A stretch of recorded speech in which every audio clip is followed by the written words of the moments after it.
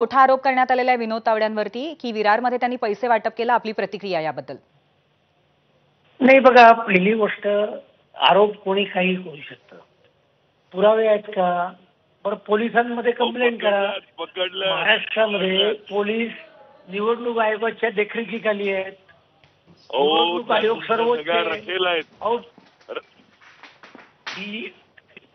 डीजीची त्या ठिकाणी बदली सुद्धा निवडणूक आहे. त्यामुळे निवडणुका पूर्णपणे निपक्ष पद्धतीने पार पडतायत.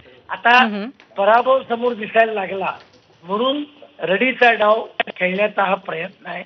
आणि अतुलजी, ठोकून बोला, खोटं बोला, ठोकून बोला. नाही, तुम्ही आता असं हे तुम्हाला ऍप्लिकेबल आहे आणि त्याच्यामुळे तुम्ही तक्रार करा, पोलीस त्याच्यावर कारवाई करतील. आता पराभव समोर दिसत असल्यामुळे अपेक्षा करायची पराभव समोर दिसत असल्यामुळे आणि लोकसभाचे निकाल आता वसई, विरार, नालासोपारा, पालघरमध्ये रिपीट होणार आहेत आणि त्याच्यामुळे ही खोटे आरोप करण्यात. तुमच्या लोकसभेत काय झालं? लोकसभेत आम्हाला पालघर लोकसभेत प्रचंड मोठा विजय. पालघर नाही, तुमचा मतदारसंघ. त्याच्यामुळे माझ्या विधानसभेत सुद्धा मला खूप लीड मिळाला आणि त्यामुळे रडीचा डाव खेळू नका. लोकशाही आहे, सामोरे जा.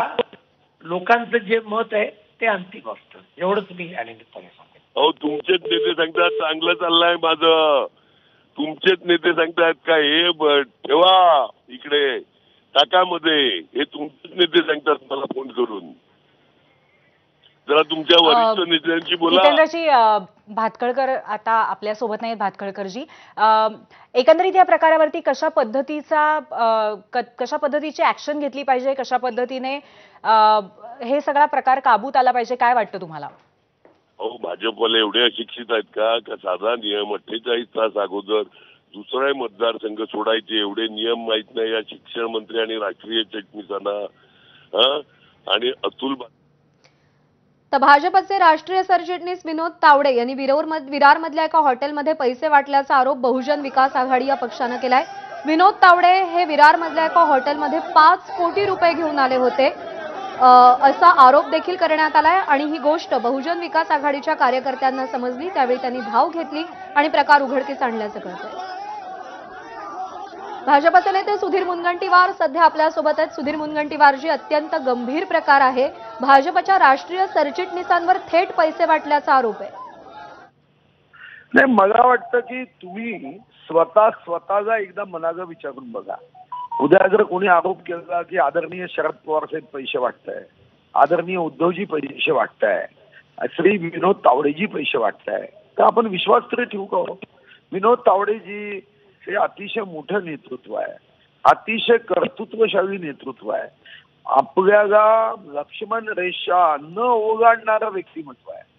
ज्यांच्यावर कोणीही आरोप करताना आरोप करणाराच संदेहात जाईल असं व्यक्तिमत्व आहे. आणि तावडेजी वार्डामध्ये येऊन काही वार्ड प्रमुखही जे काम करत नाही तसं काम तावडेजी करतील हे सर्व आजच्याच. तुम्ही एक प्रकारे क्लीन चिट देताय सुधीर मुनगंटीवारजी. नाही, क्लीन चिट नाही. मी जसं म्हणालो की मला जर उद्या कोणी भाजपच्या कार्यकर्त्यांनी आरोप केला की शरद पवार साहेब असं वार्डात उतरून पैसे वाटतात, मी आयुष्यात विश्वास ठेवणार नाही.